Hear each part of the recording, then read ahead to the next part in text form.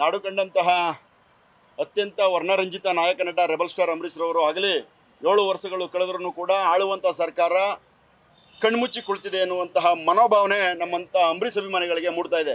ಯಾಕೆ ಅಂತಂದರೆ ಅಂಬರೀಷ್ ಅಂತ MH ಅಂಬರೀಷ್ ರಸ್ತೆ ಅಂತೇಳಿ ರೇಸ್ ಕೋರ್ಸ್ ರಸ್ತೆಗೆ ಆಗಿನ ಸರ್ಕಾರ ಹೆಸರಿಕ್ಕುತ್ತೆ, ಅದು ನಾಮಕ ವ್ಯವಸ್ಥೆಗೆ ಹೆಸರಿಕ್ಕಿದೆಯಾ ಅನ್ನೋದು ನಮ್ಮ ಅಂಬರೀಷ್ ಅಭಿಮಾನಿಗಳಿಗೆ ಗೊಂದಲ ಮೂಡ್ತಾ ಇದೆ.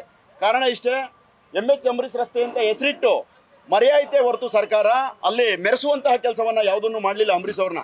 ಹಾಗೆಯೇ ಕರ್ನಾಟಕ ರತ್ನ ಪ್ರಶಸ್ತಿಗೆ ಹಲವಾರು ಜನ ಮಹಾನ್ ಸಾಧಕರನ್ನು ಹೆಸರಿಸಿತು.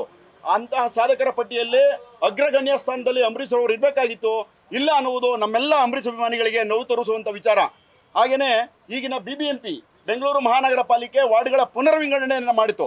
ಆ ವಾರ್ಡ್ಗಳ ಪುನರ್ವಿಂಗಡಣೆಯಲ್ಲಿ ಹಲವಾರು ಮಹಾನ್ ಸಾಧಕರನ್ನು ಹೆಸರನ್ನು ಸೂಚಿಸಿದೆ, ಸಂತೋಷ. ಅಂತಹ ಒಂದು ಸಾಲಿನಲ್ಲಿ ಅಗ್ರಮಾನ್ಯ ಜೀವಿಯವಾಗಿ ಅಂಬರೀಷ್ ಅವರ ಹೆಸರಿರಬೇಕಾಯಿತು, ಇಲ್ಲ ಅನ್ನೋದು ನಮಗೆಲ್ಲರೂ ಕೂಡ ಕಣ್ಣು ನೀರನ್ನು ತರಿಸುವಂಥ ವಿಚಾರ. ಅಂಬರೀಷ್ ಅಭಿಮಾನಿಗಳ ಕಣ್ಣು ನೀರಿನ ಶಾಪಕ್ಕೆ ಈ ಸರ್ಕಾರ ಬಲಿಯಾಗೋದು ಬೇಡ.